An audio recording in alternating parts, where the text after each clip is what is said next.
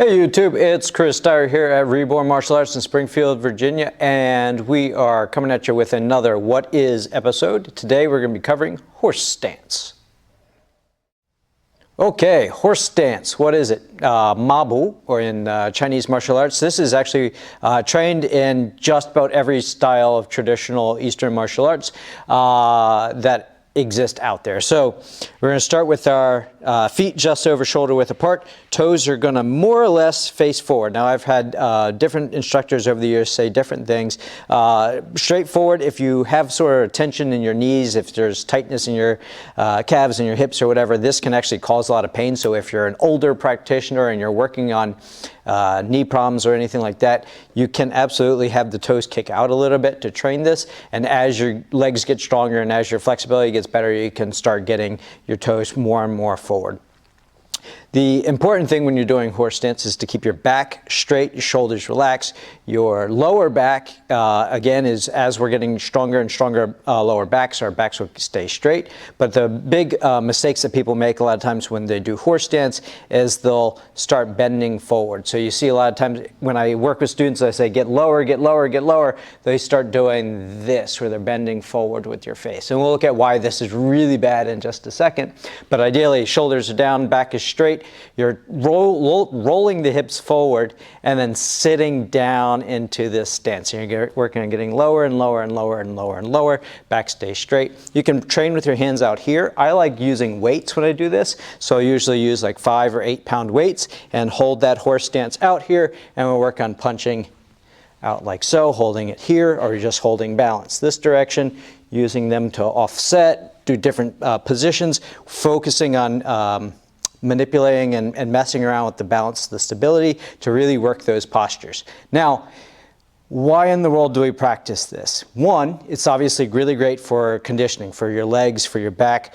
This is consistently in the personal training and fitness world listed as one of the absolute best exercises that you can do for overall fitness, for core stability, for leg strength. So that alone is worth practicing. But in the martial arts context, is it useful? Well, we're going to take a look at that in just a second, but 100% absolutely yes. I'll show you some examples in just a second. All right, so let's look at horse stance, why it's useful, why you should be training it, and why we absolutely love it in our training. So if Mike and I are both wrestling, if we're both wrestlers, we can take a nice, low, deep, wide stance, and we can also lead forward. So when you see people, go Google, after watching this video, go Google people wrestling, right? You're going to see them interact in this frame where we're both leading forward, we're here. The reason that you're able to do this in wrestling, Mike, do you know the answer?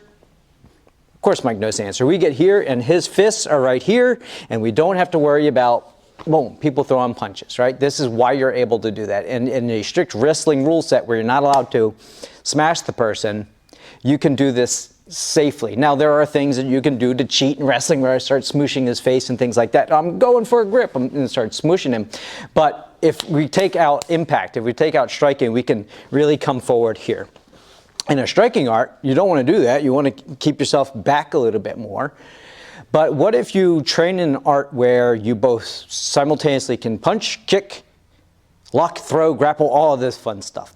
You need to be able to change your heights and your stances very, very quickly. I can't take my low stance through here, punch, kick, get all the things down here. It doesn't make any sense, right? This doesn't work for moving around competitive or striking, fighting, sparring, that sort of thing. And this is where a lot of times traditional martial arts falls apart because people want to do this so bad. There's a really infamous clip of a Kung Fu guy versus Street Fighter out there, and the Kung Fu guy is taking this really deep, low, cool stance and all this fun stuff, and then when it gets time to actually do the fight, he starts doing stuff up here because that's not what that stance is for. That deep, low stance isn't for that moment. That deep low stance is for the moment where he does hit him a couple times, gets him in position, and now is time for that deep low stance that he wanted to show off and take, right? It doesn't make sense. So what we want to be able to do is train these stances. So we're here, I might get Mike with a strike, slips in there, finally there, he gets hit.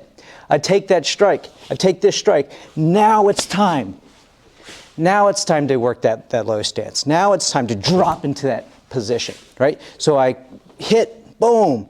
I hit again, boom. And now I need to get into this position where my back is straight, my body is low. I need to be able to quickly go from standing position to drop into that horse stance. The second part of this is, if I do this wrong, right? Remember we talked about my horse stance where I bend forward, bend forward, bend forward.